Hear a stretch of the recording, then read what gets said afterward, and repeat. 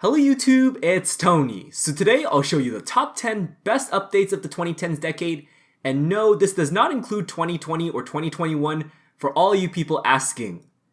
I understand that this video has been re-uploaded, but that's because I accidentally deleted it, in which case I will explain in a pinned comment in more details. Number 10 on this list we have NXT, and that came out in 2016. NXT client would replace Java, which meant coding from 2016 onwards would be in C++. The reason being was because Java had several limitations, as well as using CPU while ignoring the graphics card entirely. More computers have run smoothly on NXT than Java these days. Well, unless your computer is really old, that is. On top of that, graphics were overhauled, especially with skyboxes, and it increased the draw distance, which allowed us to see further away. While NXT had several bugs over the years, it was a huge change from the development side of the game, as it was easier to code and more modernized. Even though from a gameplay mechanics update it wasn't that big, it still made the top 10 because it brought better coding. Somehow I still miss the old Java client from the 2015 graphics, for some reason. Oh well. Moving on, at number 9 we have MENAPHOS and 120 Slayer, which I've both grouped them together, and that was released in 2017. The reason I grouped them together was because they were released almost at around the same time. MENAPHOS was essentially the mid-level version of Priv, and just like Priv itself, we have a grand exchange as well as a daily challenge master. There are also 4 districts of MENAPHOS, in which case you could earn reputation for various unlocks. It added a lot of mid-level training methods for mining, fishing, cooking, woodcutting, etc. Alongside this, with the 120 Slayer update, we have the Sophanum Slayer dungeon as well as the personal Slayer dungeons for the high levels. During the pre-release of MENAPHOS, it was extremely hyped as it was first mentioned at least 12 years ago. At number 8 on this list, we have the mining and smithing rework, which came out in 2019. It's crazy to believe these skills have been out for such a long time, for a combined total of 36 years prior to this. Surely many people didn't like stone spirit drops, and people still don't like it to this day, but this update for the most part was amazing. For many years, mining and smithing just hasn't been proportional toward the equipment level. For example, it would require 99 smithing just to make tier 50 rune plate legs. Alongside level tier changes, new ores were added as well. Most importantly, both skills have new mechanics used, which was most notably a progress bar. Mining rocks would no longer deplete, so that means there is no need to fight for resources. It also introduced a whole model of skilling, which meant you would get more reward for extra work and being less AFK. Smithing used to consume a lot of ores and bars, but nowadays it is much easier to gather ores for Ironmen in order to train their smithing. The other cool part about this is that we can craft Elder Rune equipment, which is also very accessible for Ironmen or anyone who wants a really cheap melee setup. Last but not least, we have Masterwork and Trim Masterwork, and that was introduced as both a repairable tier 90 and tier 92 set of armor respectively. Trim Masterwork essentially lets us eat through damage while you're meleeing, so that makes high level melee PVM a little safer compared to before. Coming in at number 7 we have Bank Presets, which came out in 2014. Over the years, the bank has been revamped several times. And among these bank updates, bank presets are by far the most impactful change in RuneScape. Not only does this make production skills a lot faster, but it also allows you to quickly set up your bossing trips all in one click. You don't even have to memorize what equipment and inventory setup you previously used. Prior to 2020, this is by far the biggest quality of life update. Now you could argue that placeholders are a bigger impact as many people have demanded this for many years, but the ability to load an inventory and equipment setup makes this game far more enjoyable. I mean, yeah, placeholders are nice, but it's mostly for organization purposes. Imagine RuneScape without bank presets. Think about how slow these production skills would have been, and you'd have to pretty much take a full picture of your PVM setup. Number 6, ARAXXOR 2014. This is the only boss I'll include here because there have been so many bosses introduced to RuneScape over the course of the 2010s decade. In 2020, a lot of people do bossing, but there is more to RuneScape than bossing when it comes to updates from the 2010s. It was really hard for me to pick a specific boss, but I think this is by far the most game-changing boss for high-level players. Originally, I picked Telos, but I changed my mind. ARAXXOR is more relatable in terms of impact towards this game. Surely a lot of people these days can do Talos with all the power creep, but ARAXXOR has changed the most because it introduced tier 92H weapons. It's among the most popular gateway bosses between mid and high level PVM, aside from God Wars Dungeon 2. Rax also introduced hard but manageable mechanics towards this game. To this day, it is arguably the most killed boss in RuneScape for money, alongside God Wars Dungeon 2. These days, when it comes to tier 90 weapons, they're the minimum standard for high level situations.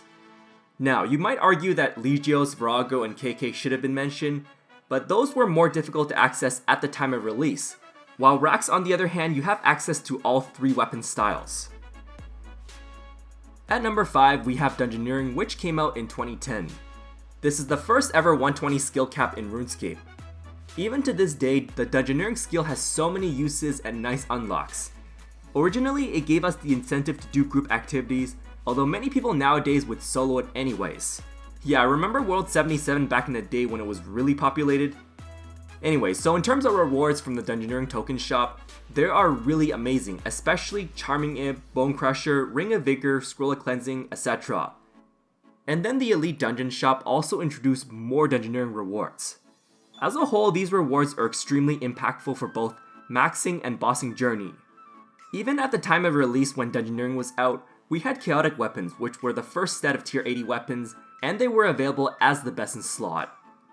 When it comes to the Dungeoneering mechanics, it was really fun and nice to explore and clear each and every single floor, although nowadays it just feels really repetitive and many people would just do sinkholes instead, or maybe daily challenges as well. Dungeoneering is one of those skills that utilize just about every other skill in RuneScape. And last but not least, regarding Dungeoneering, it opened up doors to eventually release Shifting Tombs and all 3 elite dungeons.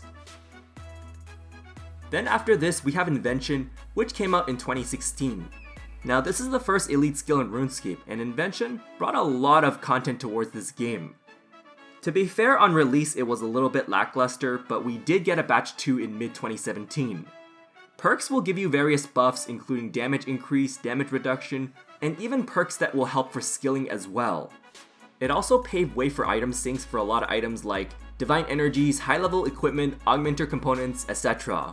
So yeah, this skill absolutely changed the economy and it gave a lot of useless items some use. And then you got machines and devices which could be used for other quality of life benefits. The reason why it ranks above Dungeoneering is because of just how much it impacted the economy, raised the power ceiling, and provided great item sinks for items that would have otherwise been useless. Eventually with the Archaeology release, it did add Ancient Invention.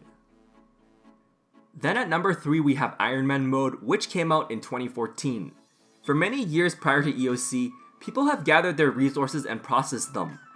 However, at the start of EOC, people realized just how to value their time and invest on better money making methods rather than go the cheap route all the time where you gathered everything. So Jagex had to find a way for people to reprise their role in doing this, and that was where Ironman came along. You pretty much had to do everything yourself from scratch, and not use money analytics as the best route towards efficiency.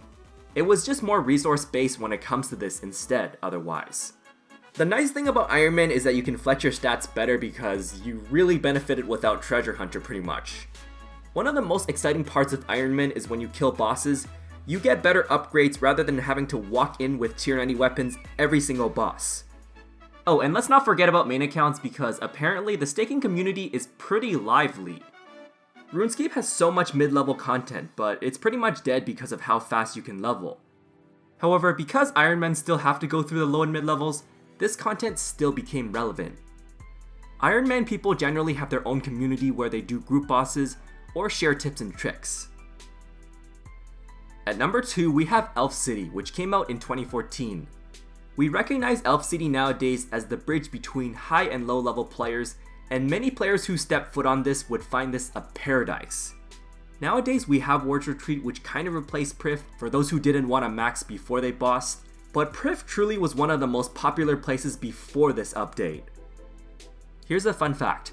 Prif was released in 2004 but didn't become accessible until 10 years later. One of the most sought after quest goals is to get Prif nowadays. So what does Prif offer? Well, it gives you a good bank spot, grand exchange spot, as well as max guild skill and boss portals. Originally, this was supposed to be a high-level only hub, but now a lot of people have access thanks to improved skilling methods and of course, the treasure hunter itself. There's so much content when it comes to Prif, and it feels like a completely new world because there are a total of 8 districts for various skills. This was when skills became faster and more AFK. Just imagine RuneScape before Prif. Yeah, remember when Morning's End 1 and 2 seemed very pointless? Well, nowadays it serves a great purpose, so I'm sure that a lot of people who have struggled with that quest will feel like it's way more rewarding these days. And finally, last but not least, at number 1, we have The Evolution of Combat, which came out in 2012. I'm going to group this alongside RuneScape 3 and Revolution as they are very similar updates. While in the early days it generated a lot of negativity over imbalance and a whole new combat system being very complicated, over time people slowly got accustomed towards this. Unfortunately, the player base hasn't recovered since the start of EOC, as not everyone could adapt towards the complexity. Armor and weapon bonuses and damage calculation were completely changed. A lot of bosses and monsters were balanced around EOC mechanics. I'm gonna compare this to MapleStory, and this feels like RuneScape's version of MapleStory after the Big Bang patch. This absolutely changed the entire landscape of RuneScape, no pun intended. Looking back, it's crazy to believe just how long ago it was released. It allowed more customization towards interfaces, ability rotations, keybinds, etc. It also made skilling and killing monsters and pre-EOC bosses like Nex and QBD tenfold faster. Now, many people who quit in 2011 would realize just how different this game looks thanks to EOC. Even though EOC made this game a lot more complex, it was just more action-packed, unlike a click and wait game. I have covered the top 10 list, but we have one huge honorable mention, which goes to old school RuneScape in 2013. This is going to be my only honorable mention because if I put other honorable mentions, this list would be very packed. Old school RuneScape became a compensation of all the EOC hate, which gave us a separate version of history. Let's be real, even though OSRS and RS3 are separate communities, OSRS just deserves a big mention in this video. It gave RS3 a lot of exposure opportunities, even if RS3 can't keep a lot of players itself. So whenever the gaming world mentions RuneScape, although going to runescape.com would redirect on RS3 game, many people recognize OSRS graphics more instead of RS3. For the company of Jagex, I think releasing OSRS was a good thing. They could stay relevant and profitable, and it also gave a lot of nostalgia towards the millennials. Over the years, OSRS has received a lot of updates, with many players giving praise towards the development team. Just imagine if it was never released by Jagex. Where would the company be? Would it even survive by 2020? So this wraps up my top 10 list. I understand the opinions are bound to be different, but that's because there have been so many different updates throughout this decade. What was your favorite update from the 2010s?